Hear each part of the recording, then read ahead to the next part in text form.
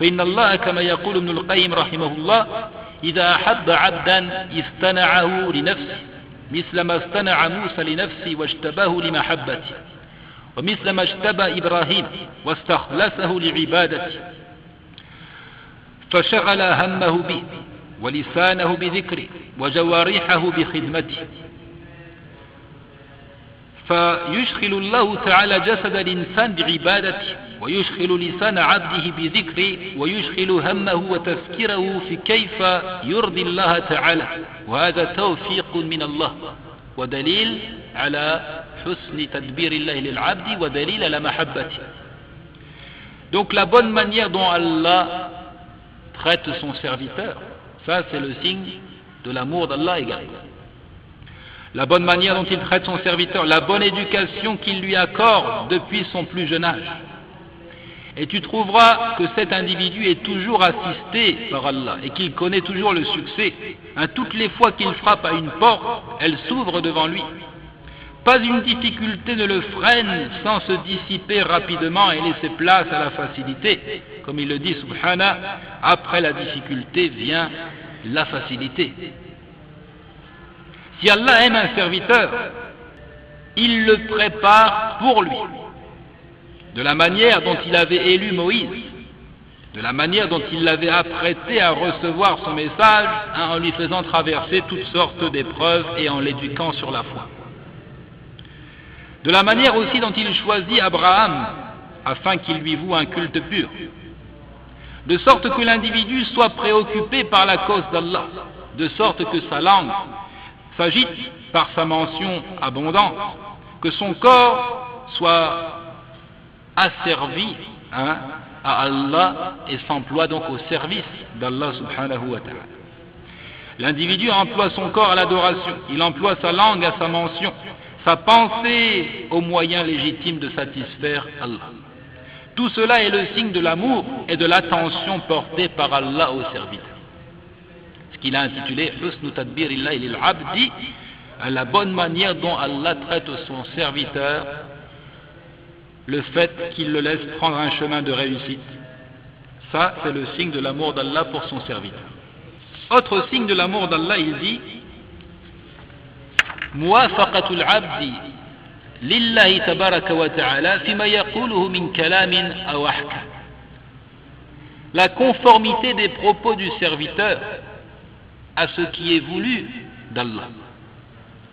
Que ces propos soient en conformité avec la volonté d'Allah. قال وأكبر شاهد على هذه القضية ما حصل في غزوة الحديبية فإن الرسول عليه الصلاة والسلام لما عقد الصلح مع الكفار استشاط بعض المسلمين غضبا لشروط الصلح وظنوا أن شروط الصلح تملي عليهم أشياء تخالف موقف القوة وتدعهم في موقف ضعف كذا ظنوا. لكن الله أراد أمرا آخر وكان عمر بن الخطاب ذا نفسية لا ترضى بالضعف ولا ترضى بهذا الموقف فلما شاهد الشروط ذهب إلى الرسول عليه الصلاة والسلام وقال لا يا رسول الله ألسنا على الحق وعدونا على الباطل فقال نعم قال فعلما نعطي الدنية في ديننا كيف نوافق على شروط مثل هذه كيف إذا جاءنا المسلم نرده وإذا ذهب واحد منا من المدينة إلى قريش لا يردونه كيف نوافق على هذه الشروط فماذا أجاب الرسول عليه الصلاة والسلام قال إني رسول الله وهو ناصري ولست عصي هكذا أمرني ربي فقال له عمر ألم تكن تحدثنا أن نأتي البيت فنطوف به أو نطوف به فقال عليه الصلاة والسلام أقلت لك أنك تأتيه العام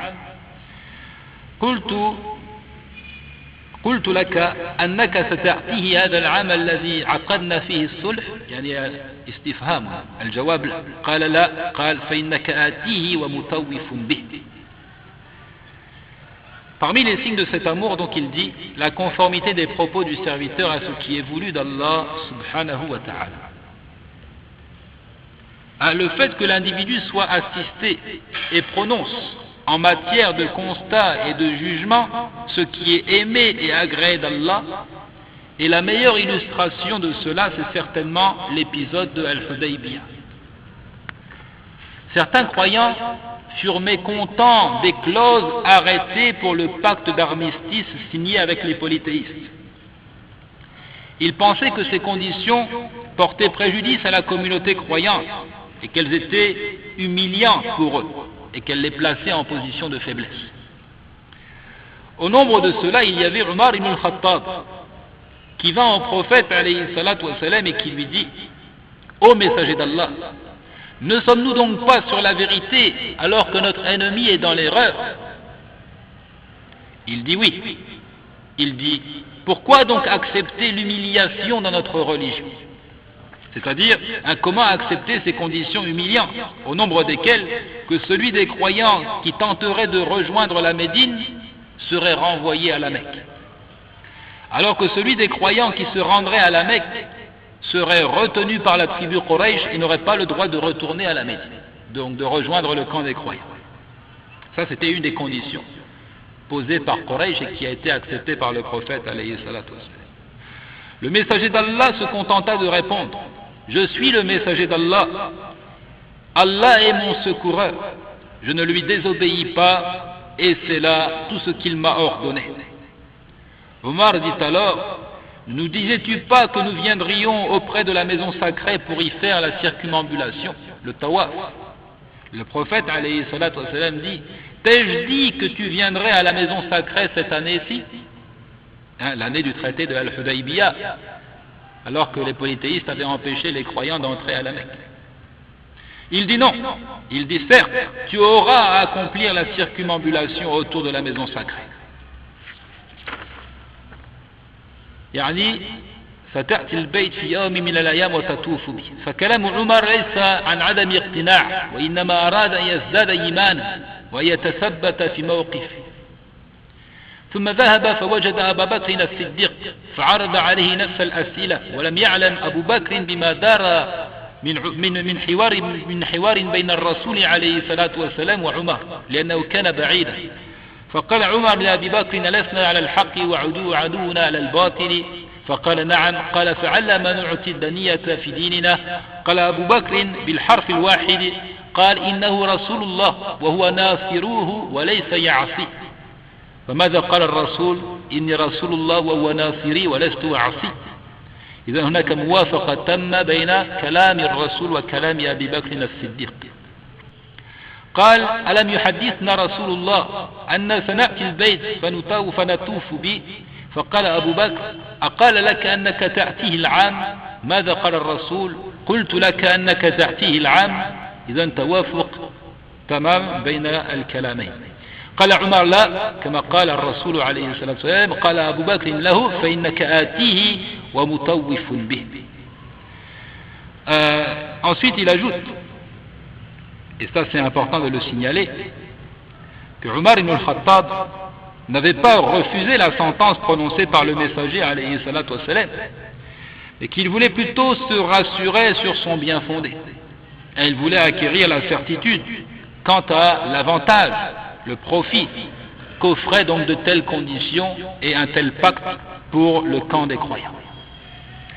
Ensuite, Omar ibn al-Khattab s'est rendu donc auprès de Abu Bakr as-Siddiq et il lui a posé les mêmes questions. Il dit: ne sommes-nous donc pas sur la vérité alors que notre ennemi est dans l'erreur? Abu Bakr as-Siddiq dit oui. Il dit: pourquoi donc accepter l'humiliation dans notre religion? Et Abu Bakr se contenta de répondre: il est le messager d'Allah et Allah est son secoureur, il ne lui désobéit pas.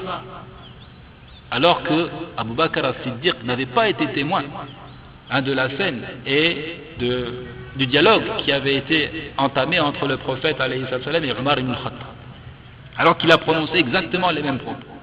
Omar dit: ne nous disait-il pas que nous viendrions auprès de la maison sacrée pour y faire la circumambulation? Abu Bakr dit: et t'avait-il dit que tu viendrais à la maison sacrée cette année-ci? Il dit non. Il dit: certes, tu auras à accomplir la circumambulation autour de la maison sacrée. Donc Abu Bakr as-Siddiq fut inspiré par Allah jusqu'à tenir exactement les mêmes propos que le prophète alayhi salatu wassalam.